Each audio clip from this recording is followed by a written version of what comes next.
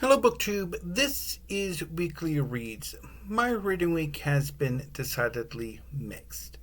I started my reading week with the intention of finishing June off with a reread of Jane Eyre by Charlotte Bronte.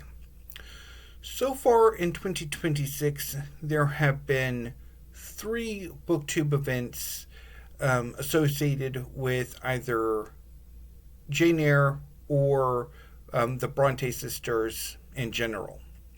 First up, there was in March on the Moors, which was a Bronte themed BookTube event. And then in May, Randy Ray selected Jane Eyre to be his pick for that month's Seriously Well Read Book Club.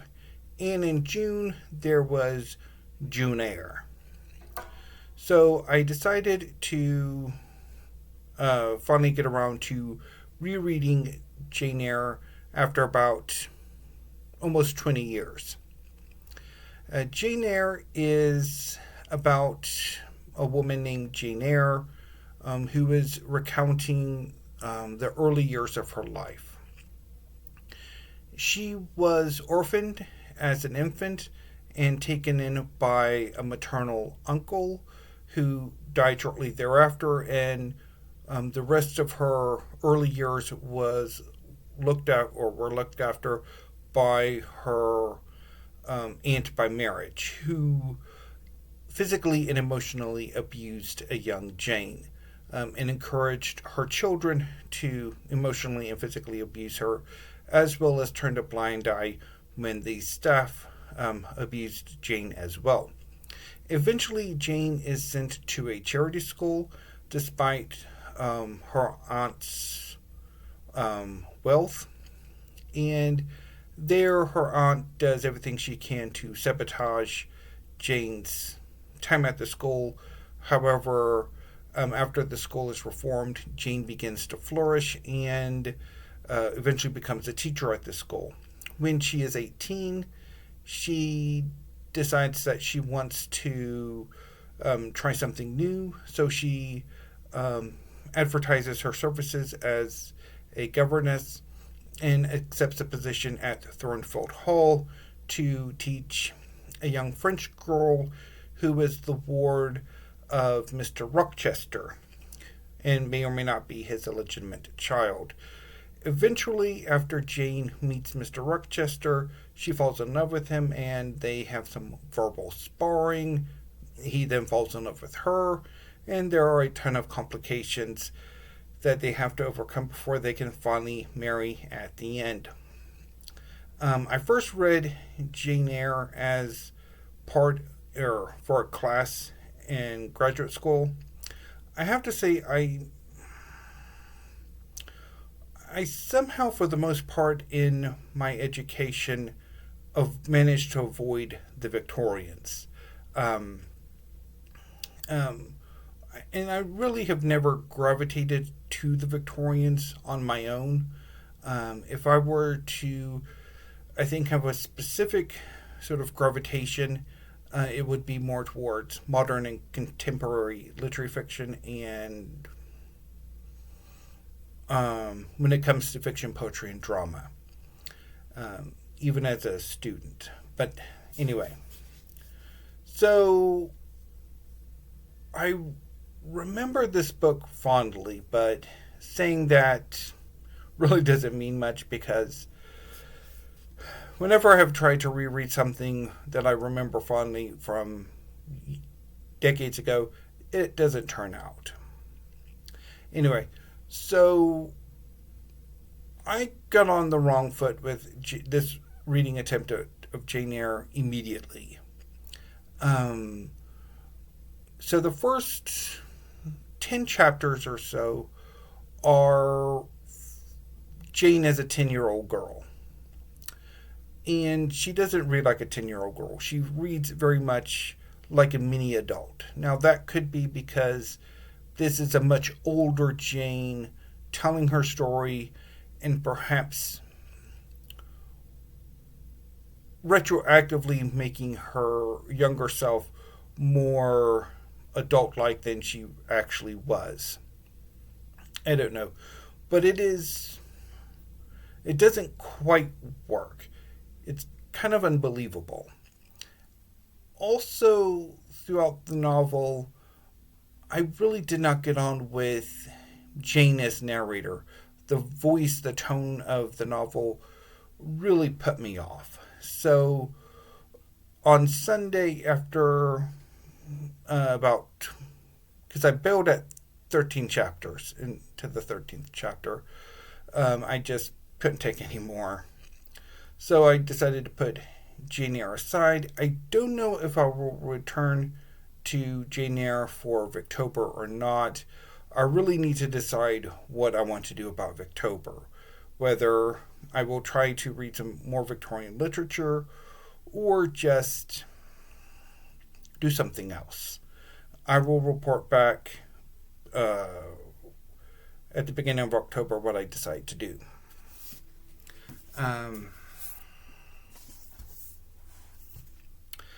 So after I decided to bail on June Eyre, which I started on Friday, read a bit of on Saturday. There was a birthday party I had to go to. My youngest nephew, celebrated his 10th birthday this past weekend. And then read a little bit more on Sunday before I decided, okay, I'm done. And so Sunday afternoon, I decided to finish off June with some slim volumes of poetry. Starting with A Donkey Gospel by Tony Hoagland. This is a reread. And I've been really wanting to reread this for quite some time. So very happy that I did have the opportunity to do that. Tony Hoagland's oeuvre, his main themes are from a working class perspective and somewhat confessional. And I really enjoyed my reread of Donkey Gospel. I also really enjoyed my first time read of The Simple Truth by Philip Levine. His themes are fairly similar to Tony Hoagland's, although a bit more formal, I would think. But I really enjoyed this reading as well.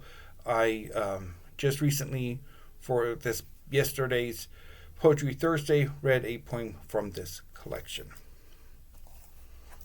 And I ended June with a reread of God of Nothingness by Mark Wunderlich. This is, I believe, his most recent collection of poetry. I do need to go and look and see if he has anything else out, because I would really like to add it to my collection if there is.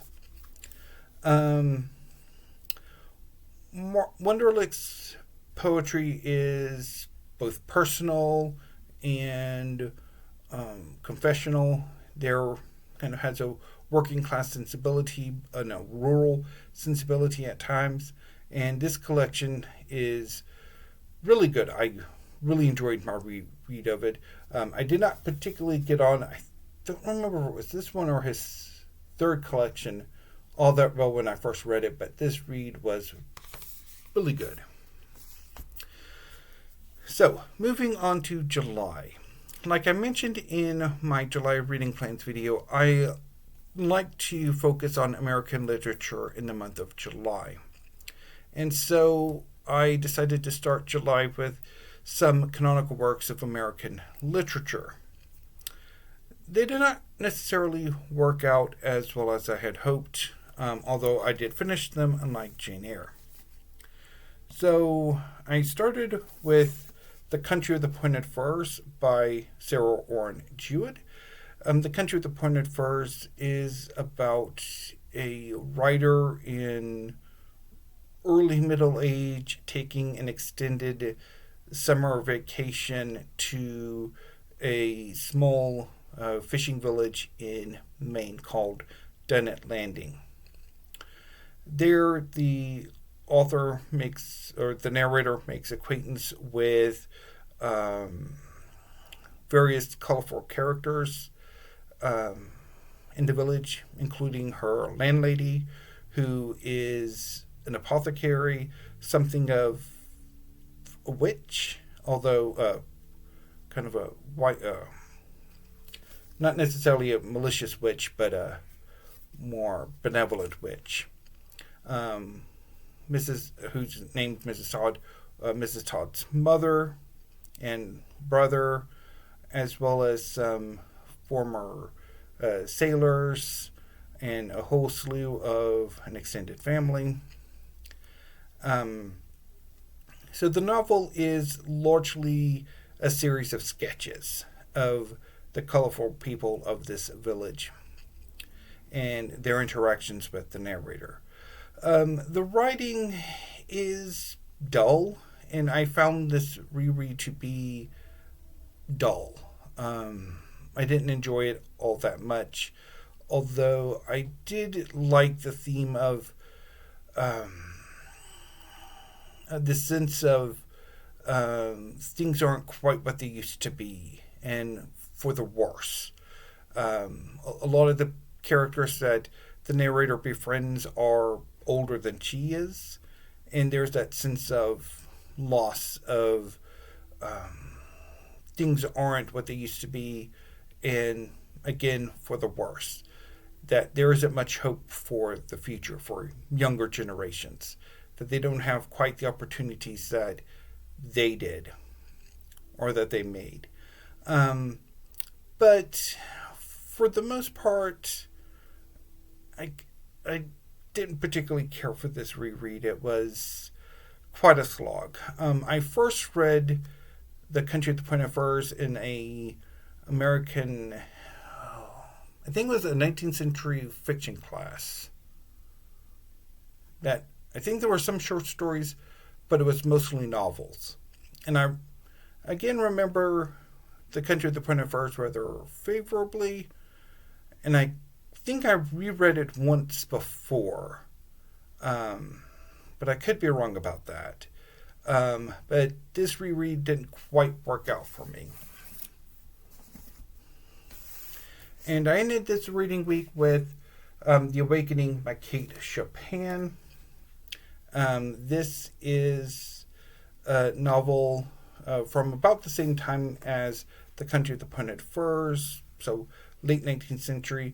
It is about a young married woman named Edna Pontellier who spends a summer at Grand Isle in Louisiana, and there she falls in love with the older son of the hotel owner, a young man named Robert, who makes it a habit of forming a flirtatious, chivalric romance with one of the young women, or sometimes not so young women, who come to spend the summer at Grand Isle.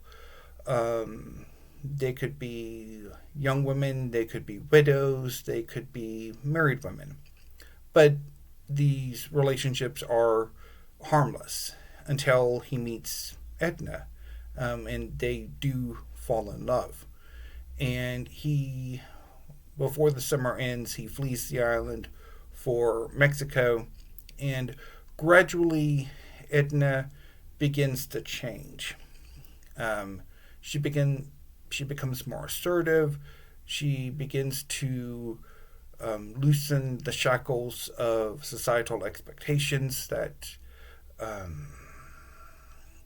have encumbered her, and she tries to live life on her own terms and ultimately doesn't succeed. So I didn't get on with this reread either. If I remember, I read The Awakening, I think for the same class as The Country of the Pointed Furs. And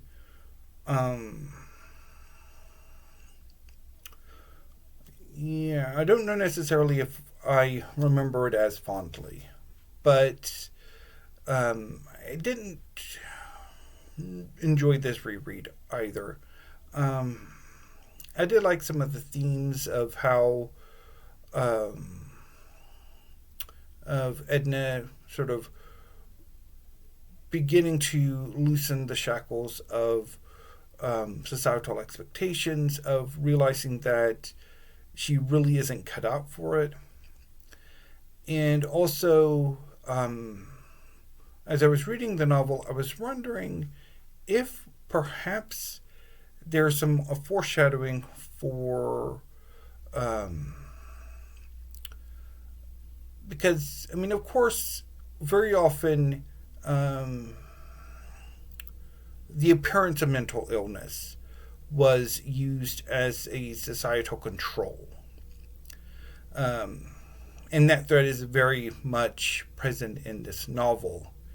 Are the changes that Edna is going through a sign of her awakening, of her freeing herself from society's shackles? Or is this a sign that she is becoming mentally ill? Because throughout the novel she has highs and lows that could be a sign, of perhaps I was thinking like an early depiction of bipolar disorder or something like that. So I thought that was fairly interesting, and I thought as the novel kind of reached its conclusion, I did get a bit more into it. There's a dinner scene at the end of the novel that is very well done. And also I think the confession scene at the end.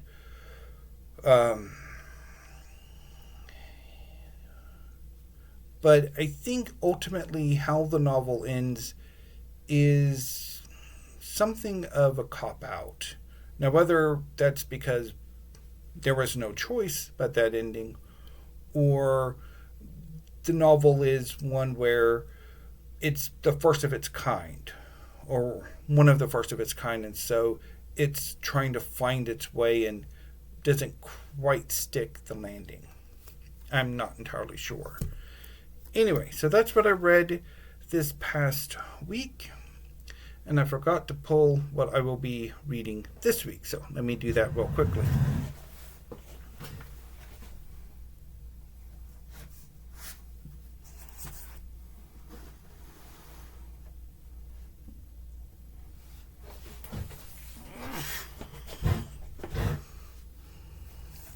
So today I'm going to start on The Amazing Adventures of Kavalier and Clay by Michael Chabon.